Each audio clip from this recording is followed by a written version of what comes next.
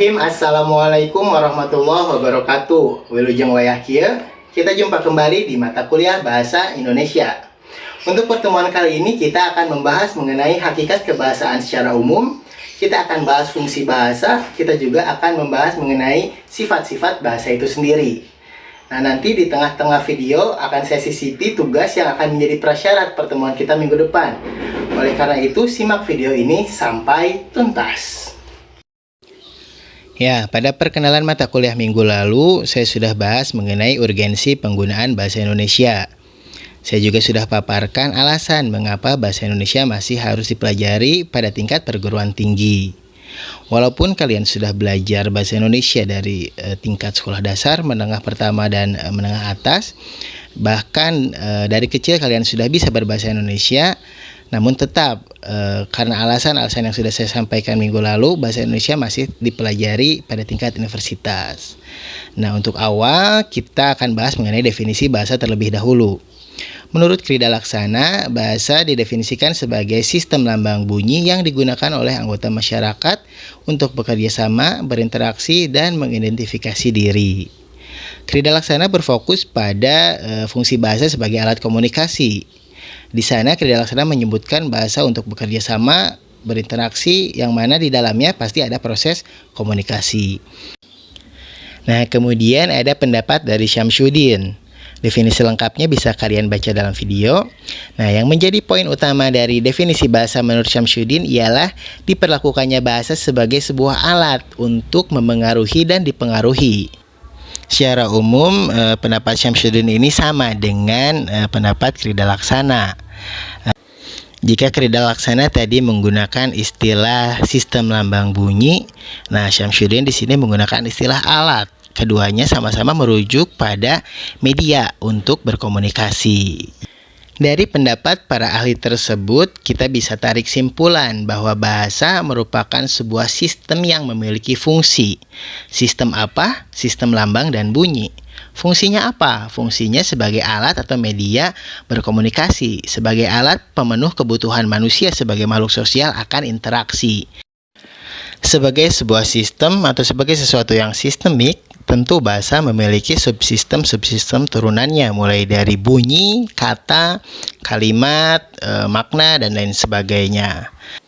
Sedangkan bahasa sebagai sesuatu yang fungsional berkaitan dengan fungsi dari bahasa itu sendiri, tadi sebagai alat komunikasi. Nah, dalam proses komunikasi, selain sistem yang harus diperhatikan, juga ada konteks-konteks yang berpengaruh. Contoh, kita bangun sebuah konteks kondisi perkuliahan di siang hari.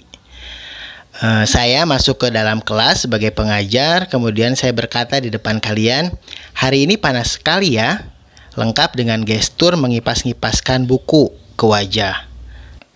Secara sistemik, ungkapan saya tadi menunjukkan kondisi kelas pada saat itu, yakni kondisi kelas yang panas.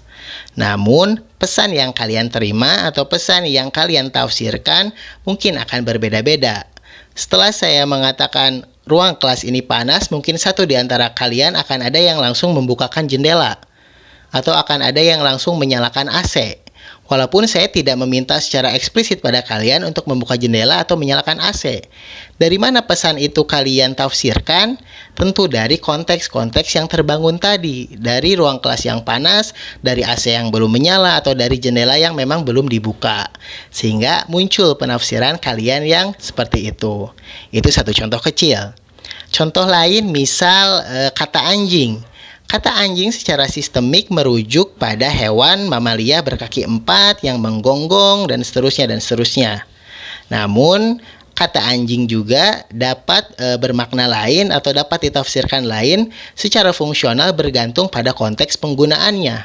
Anjing dapat menjadi umpatan dalam konteks pergaulan, misalkan dalam keadaan sedang berkelahi, sedang bersih tegang, dan lain sebagainya. Sekarang kita lanjut ke fungsi bahasa. Dalam bahasan fungsi bahasa ada yang dikenal dengan metafungsi. Metafungsi bahasa terdiri atas ideasional, interpersonal, dan tekstual. Fungsi ideasional mengacu pada kognisi si penutur bahasa, atau bisa dikatakan juga mengacu pada ide atau gagasan yang ada di kepala si pengguna bahasa tersebut. Contoh, kita mendengar atau membaca kata gelas. Saat kita mendengar atau membaca kata gelas, sebagai orang Indonesia, yang ada di pikiran kita, yang ada di benak gagasan, yang ada di sisi kognitif kita, yaitu sebuah alat berbentuk tabung terbuat dari kaca, atasnya terbuka dan digunakan untuk minum. Nah, itu fungsi bahasa dilihat dari idenya, dilihat dari ideasionalnya. Ideasional tersebut akan berbeda dengan misalkan orang Inggris. Orang Inggris saat mendengar kata gelas akan mengacu pada bahan kacanya, tidak spesifik pada gelas sebagai alat untuk minum. Nah, itu perbedaan bahasa dari sisi fungsi ideasionalnya. Selanjutnya ada fungsi interpersonal. Fungsi interpersonal ini terkait dengan hubungan antar pengguna bahasa. Misal orang tua menyuruh anaknya makan dengan ungkapan, "Jang, geradahar, tuh cokot hayam di dapur." Ungkapan seperti itu lazim digunakan orang tua pada anaknya. Tapi saat posisinya dibalik, anak menyuruh makan orang tuanya, apakah layak si anak mengungkapkan, "Pak, gerah dahar, tuh cokot hayam di dapur"? Apakah berterima? Jika memperhatikan unsur etika, tata krama, kesopanan, tentu tidak berterima. Nah, disitulah fungsi interpersonal. Posisi orang tua lebih tinggi dibanding anak. Oleh karena itu, walaupun gagasannya sama, idenya sama tentang suruhan atau anjuran untuk makan, tetapi ungkapan yang diungkapkan oleh orang tua tidak bisa ditelan bulat-bulat, digunakan juga secara sama persis oleh anak pada orang tuanya. Nah, kurang lebih seperti itu fungsi interpersonal. Lanjut pada fungsi tekstual. Fungsi tekstual di sini lebih pada mengacu ke sistem-sistem kebahasaan, hampir-hampir mirip dengan tadi yang sebelumnya kita bahas terkait spek sistemis dalam bahasa. Nah, agar lebih paham, kita lihat contoh berikut ini. Terdapat 3 contoh kalimat. Yang pertama, kalian boleh pulang sekarang. Yang kedua, kalian harus pulang sekarang. Yang ketiga, pulang sekarang. Kita lihat dari sisi fungsi ideasionalnya terlebih dahulu. Secara ide atau gagasan, sebetulnya ketika kalimat ini serupa ya, terkait pulang. Gagasannya terkait pulang. Namun jika ditilik lebih jauh, untuk kalimat pertama berupa pilihan. Sebetulnya itu berupa pilihan. Kalian boleh pulang sekarang. Jadi kalian boleh pulang, boleh juga tidak. Itu hanya sebatas anjuran. Kemudian kalian harus pulang sekarang. Itu sudah masuk ke permintaan, sudah agak lebih keras daripada kalian boleh pulang sekarang. Nah, di kalian harus pulang sekarang berarti sudah ada unsur paksaannya di kata harus tadi. Kemudian kalimat yang ketiga, pulang sekarang dengan tanda seru. Nah, itu unsur kerasnya sudah lebih kuat. Unsur tegasnya itu diperkuat dengan penggunaan tanda seru sebagai kalimat perintah. Selanjutnya dilihat dari fungsi interpersonal. Ungkapan-ungkapan tersebut, ketiga kalimat tersebut hampir bisa dipastikan keluar dari personal yang posisinya lebih tinggi ke personal dengan posisi di bawahnya tentunya. Bisa dilihat dari mana? Bisa dilihat dari ungkapannya yang lebih ke menganjurkan, menyuruh, bahkan menegaskan. Secara logika tidak mungkin seorang siswa menyuruh pulang ke gurunya. Karena yang ada juga pasti gurunya yang menyuruh pulang atau menganjurkan pulang pada siswanya. Nah, fungsi interpersonal lebih bergerak pada status atau strata sosial dari personal pengguna bahasa. Kemudian dilihat dari fungsi tekstual, ada beberapa perbedaan. Yang pertama yang tadi sudah sedikit saya singgung dalam fungsi ideasional. Kalimat pertama berupa anjuran, kalian boleh pulang. Ada kata boleh. Boleh di situ memberikan pilihan akan dilakukan, akan pulang atau tidak, seperti itu. Di kalimat kedua, boleh itu diganti oleh harus. Nah, kata harus sifatnya sudah lebih tegas lagi. Kata harus di situ kita sudah tidak punya pilihan untuk tidak pulang karena ada sebuah keharusan untuk pulang. Nah, di kalimat ketiga dipertegas lagi dengan tanda seru. Tanda seru yang menyatakan menyatakan bahwa kalimat tersebut kalimat perintah. Pulang sekarang, berarti kita tidak punya pilihan untuk melakukan kegiatan lain. Kita harus pulang sekarang juga. Nah, kurang lebih seperti itu kaitan atau hubungan antara fungsi ideasional, fungsi ide, gagasannya, kemudian fungsi interpersonal, fungsi personal-personal yang terlibat dalam tindak tutur bahasanya, dan fungsi tekstual, fungsi yang mengacu pada tadi sistem-sistem atau aturan atau kaidah-kaidah kebahasaan. Selanjutnya kita masuk pada bahasan sifat bahasa. Kita masih bicara bahasa secara umum, belum spesifik pada bahasa Indonesia. Nah, secara umum sifat bahasa itu ada 7. Yang pertama, bahasa bersifat indah. Cara termudah untuk melihat keindahan bahasa, yakni lewat karya sastra. Kita bisa baca puisi, kita bisa baca novel, gurindam, pantun, dan lain sebagainya. Kemudian kita bisa merasakan kan keindahan bahasa itu seperti apa. Selain dari karya sastra, nada bicara kita juga sebetulnya menunjukkan keindahan berbahasa. Bagaimana saat kita marah, bagaimana saat kita merayu pasangan, dan lain sebagainya. Pastikan ada perbedaan-perbedaan yang memunculkan unsur-unsur keindahan. Yang kedua, bahasa bersifat manusiawi. Maksudnya apa? Maksudnya bahasa hanya digunakan dan dimengerti oleh manusia. Jikapun ada teori yang menyatakan bahwa hewan pun berbahasa, tumbuhan pun berbahasa, tetapi bahasa yang digunakan tentu berbeda dengan bahasa yang kita pahami. Oleh karena itu, bahasa yang dianggap sebagai bahasa dalam tanda kutip hanyalah bahasa manusia. Kemudian bahasa itu bersifat produktif. Produktif di sini secara umum kita pahami produktif itu memproduksi sesuatu ya. Nah, bahasa bersifat produktif itu maksudnya seperti apa? Ya, bahasa itu berawal dari bunyi. Bunyi dan bunyi kemudian bergabung memproduksi atau berubah wujud menjadi kata. Kata bergabung dengan kata menjadi kalimat. Kalimat dengan kalimat menjadi paragraf. Paragraf dengan paragraf menjadi satu kesatuan teks atau wacana yang utuh. Dari proses tersebut kita bisa lihat bahwa bahasa itu produktif. Dari mulai bunyi, kemudian menjadi kata, menjadi kalimat, kemudian disisipi makna nanti, makna tersirat, makna tersurat, konotasi, denotasi, dan lain sebagainya, hingga terbentuk satu kesatuan bahasa, satu kesatuan teks, satu kesatuan wacana yang utuh, seperti itu. Selanjutnya, bahasa bersifat dinamis. Dinamis itu artinya kan berkembang, jadi bahasa tidak menutup diri pada perkembangan-perkembangan yang mungkin terjadi. Lanjut lagi, bahasa bersifat variatif, beragam, kemudian bersifat konvensional. Sebagai hasil kesepakatannya, konvensional itu berarti bersepakat.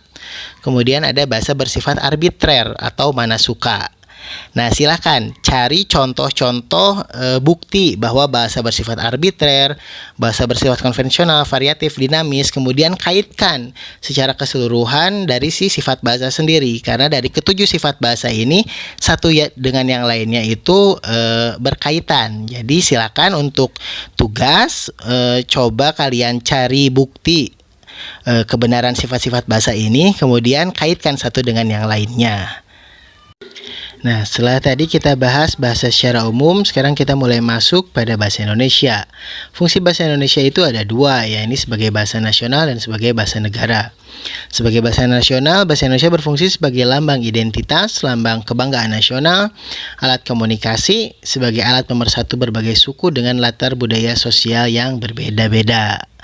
Kemudian, sebagai bahasa negara, bahasa Indonesia berfungsi sebagai bahasa resmi kenegaraan, bahasa pengantar dunia pendidikan, alat penghubung pada tingkat nasional untuk berbagai kepentingan, dan alat pengembangan kebudayaan, ilmu pengetahuan, dan teknologi. Nah, saya kira sudah cukup jelas ya terkait fungsi bahasa Indonesia sebagai bahasa negara dan bahasa nasional. Jika ada yang ditanyakan atau didiskusikan lebih jauh, nanti kita bisa diskusi di grup kelas. Nah, selanjutnya ada pertanyaan, kapan bahasa Indonesia lahir? Ada yang sudah tahu? Bahasa Indonesia lahir pada 28 Oktober 1928. Dikenal sebagai tanggal lahirnya bahasa Indonesia karena salah satu bunyi sumpah dalam Sumpah Pemuda adalah kami pemuda-pemudi Indonesia menjunjung tinggi bahasa persatuan, bahasa Indonesia. Nah, sebelumnya masyarakat Indonesia pada umumnya menyebut bahasa yang mereka gunakan itu sebagai bahasa Melayu, bukan bahasa Indonesia. Namun hati-hati, hari lahirnya bahasa Indonesia berbeda dengan hari diresmikannya bahasa Indonesia sebagai bahasa negara. Bahasa Indonesia diresmikan sebagai bahasa negara pada 18 Agustus 1945 bersamaan dengan penerbitan undang-undang ya pada saat itu. Nah, dari tahun ke tahun, dari waktu ke waktu, bahasa Indonesia terus berkembang. Tahun 1988, bahasa Indonesia memiliki lebih dari 60.000 kosakata. Kemudian survei terakhir pada tahun 2008, bahasa Indonesia sudah memiliki lebih dari 100.000 kosakata. Info ini dilihat dari kata-kata atau kosakata yang terindeks dalam Kamus Besar Bahasa Indonesia. Hal tersebut menunjukkan bahwa bahasa memang bersifat dinamis ya, seperti tadi yang sudah saya jelaskan. Selain dari jumlah kata atau kosakata, perkembangan bahasa juga bisa diidentifikasi dari perkembangan makna, termasuk bahasa Indonesia. Perkembangan makna bahasa Indonesia dipengaruhi oleh beberapa faktor, di antaranya peristiwa kebahasaan, perubahan waktu, perbedaan bahasa daerah, perbedaan bidang khusus, dan perubahan konotasi. Nah, untuk peristiwa ketatabahasaan bisa dilihat dalam contoh dalam video ini ya. Ada 3 bentuk tangan yang kemudian pemaknaannya berbeda, dipengaruhi oleh konteks kalimat secara keseluruhan. Tangan yang pertama dalam kalimat tangan dede sakit bermakna tangan yang sebenarnya. Sedangkan tangan dalam kalimat kedua, tangan hampa itu bermakna tidak mendapat apa-apa seperti itu. Dan yang ketiga, Pak Gede memiliki banyak tangan kanan itu bermakna anak buah. Nah, jadi perbedaan makna tangan dari ketiga kalimat tersebut dipengaruhi oleh peristiwa ketatabahasaan, dipengaruhi oleh konteks kalimat secara keseluruhan. Selanjutnya, makna yang berubah karena perubahan waktu. Mungkin dulu saat sekolah kita mengenal makna meluas, makna menyempit. Contoh, dulu bapak itu bermakna orang tua laki-laki atau ayah, tapi sekarang bapak itu bermakna sapaan untuk laki-laki dewasa.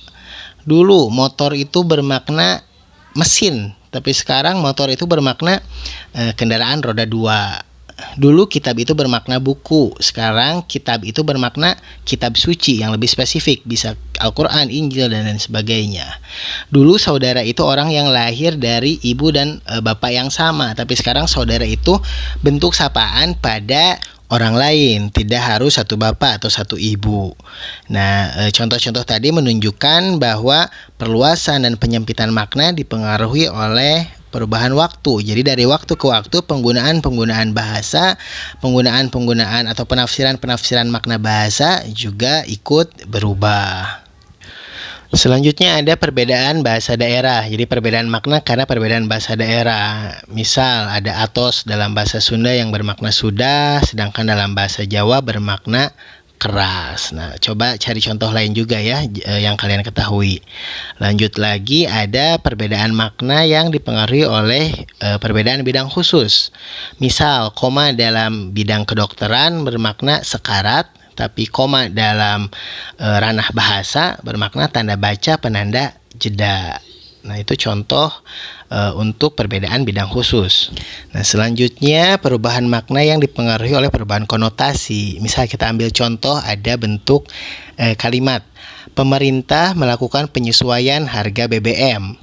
Itu bentuk kalimat pertama. Kemudian bentuk kalimat kedua, Jokowi menaikkan harga BBM.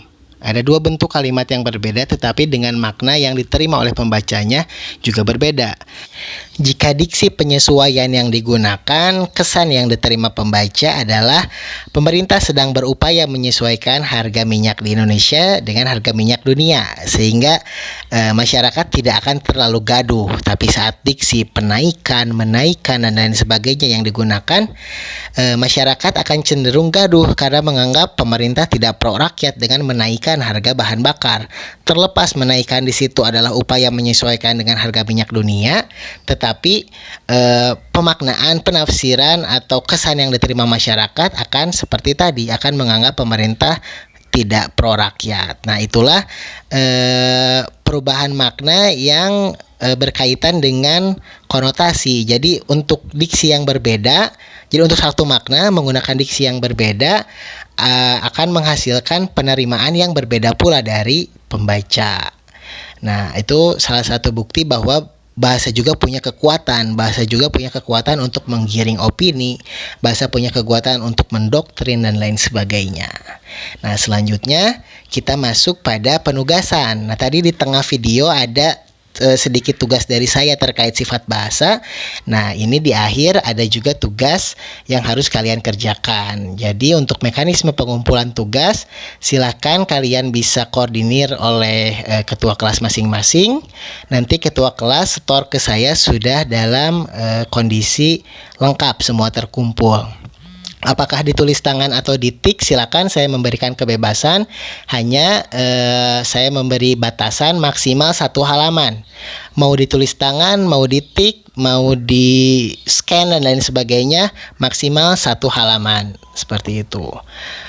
Selamat mengerjakan. Untuk perkuliahan hari ini saya rasa materinya cukup sampai di tadi perbedaan dan perubahan makna. Ikan cupang jajan makaroni, ikan hiu memakan tomat. Cukup sekian untuk hari ini. Tetap sehat dan semangat. Sekian, terima kasih atas segala perhatian. Wassalamualaikum warahmatullahi wabarakatuh.